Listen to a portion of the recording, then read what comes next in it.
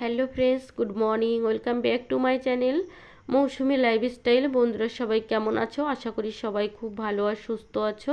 আর আমার শরীরটা বেশি ভালো নেই বন্ধুরা। এটা হচ্ছে বৃহস্পতিবারের দিনের ভিডিও। আমি যা হোক কয়দিন পরেই ভয়েসটা দিচ্ছি, আর আমার ভীষণই শরীর খারাপ। তার মধ্যে আমি ভয়েসটা দিচ্ছি। আমার কথাগুলো শুনলে তোমরা নিশ্চয়ই বুঝতে পারবে। তো কেউ কিছু মনে করো না বন্ধুরা, একটু ইগনোর করে চলো। আর দেখো, সকালবেলায় ওর থেকে আমি ব্লগটিকে স্টার্ট করেছি। সকালবেলায় দেখো, আমার এর আগে ঘর ঝাড়ু দেওয়া, উঠোন ঝাড়ু দেওয়া হয়ে গেছে। এখন ঘরটা মুছে নিচ্ছি। আর এখন ভীষণ গরম পড়ছে না, প্রচুর গরম পড়ছে। ওই জন্য না আমি কাজগুলো অনেকটা সকাল সকালে করে নিই, যাতে রোদ বেরোলে দুপুরবেলা কাজ না করতে হয়। আর এই দুপুরবেলায় তো কাজ করতেই পারি না রোদের মধ্যে। আর আমার তো রোদে বেরোতে পারি না, ভীষণ মাথা যন্ত্রণা হয়, গরমে কাজ করতে পারি না। ওই জন্য অনেকটা সকাল সকাল উঠে কাজকর্মগুলো সেরে নিই, সেরে পরে রেস্ট করি। রোদের মধ্যে আর কোনো কাজ থাকে না, ওই জন্য অনেকটা সকাল সকাল উঠি। এখন বাড়িতে সবাই কিন্তু ঘুমোচ্ছে, আর সবাই ঘুমোলে পরে মানে এই সুযোগে আমি উঠে কাজগুলো করে নিই, ভালো হয়।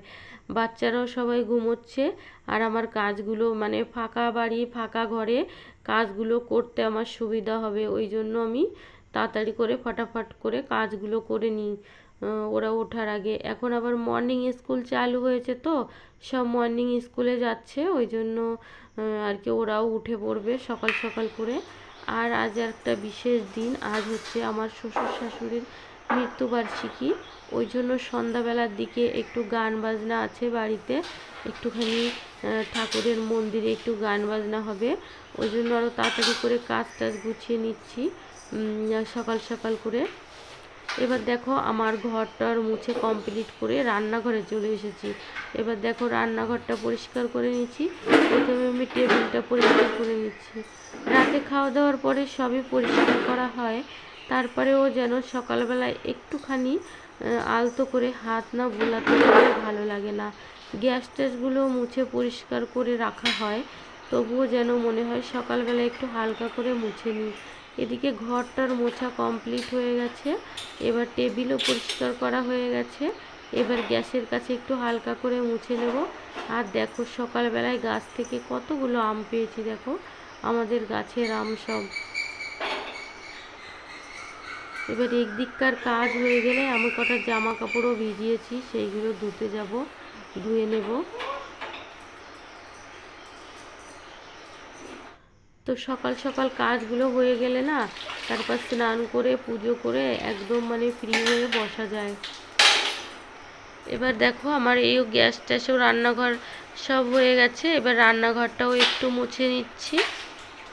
আমি তো আমার শরীর ভীষণ অসুস্থ, কদিন কোনো ভিডিও করতে পারছি না, কিচ্ছু করতে পারছি না। ওই জন্য মানে ভালো করে কথাও বলতে পারছি না। আমি যে ভিডিওতে ভয়েস দিচ্ছি বন্ধুরা, আমার ভীষণই কষ্ট হচ্ছে, মনে হচ্ছে দমটা বন্ধ হয়ে আসছে।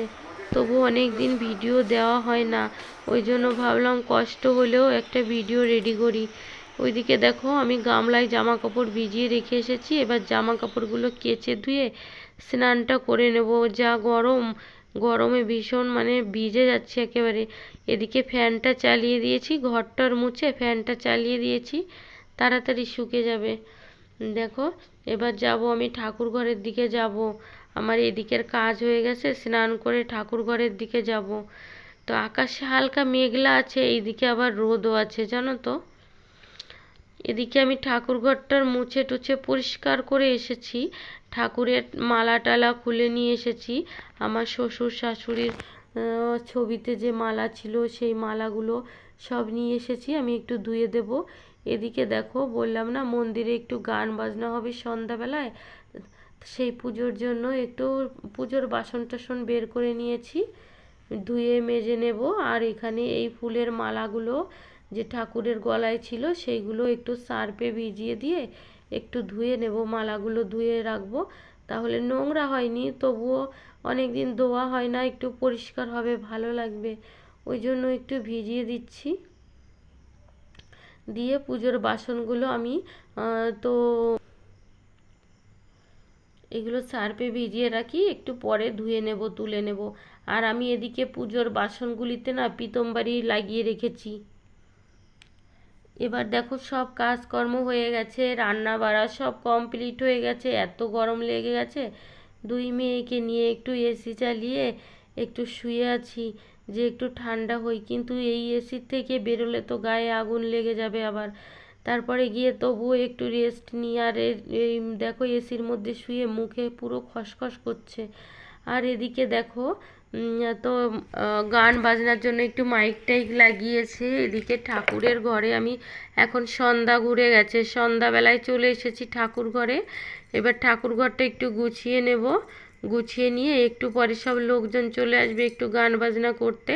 আমি দেখো ঠাকুরের পুজোর প্রসাদ টসাদ রেডি করে দিয়ে ঠাকুরকে গুছিয়ে দিয়ে রেখেছি, সব রেডি করে রেখেছি। এই যে আমার শ্বশুর শাশুড়ি, আজকে ওনাদের মৃত্যুবার্ষিকী,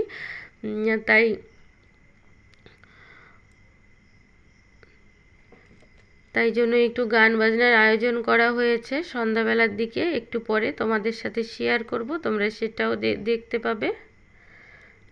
বন্ধুরা আবার বলছি, তোমরা একটু ইগনোর করে নিও আমার কথাগুলো, আমি ভালো করে ভয়েসটা দিতেই পারছি না, জানি না কি বলতে কি বলছি। এদিকে দেখো ফ্যান চালিয়ে রেখেছি, ভীষণ গরম তো, তাই ঠাকুর ঘরেও একটা ফ্যান চালানো হয়েছে। আর এদিকে আমি পূর্ণপত্রটা রেডি করে দিয়েছি এই যে ঠাকুরের সামনে।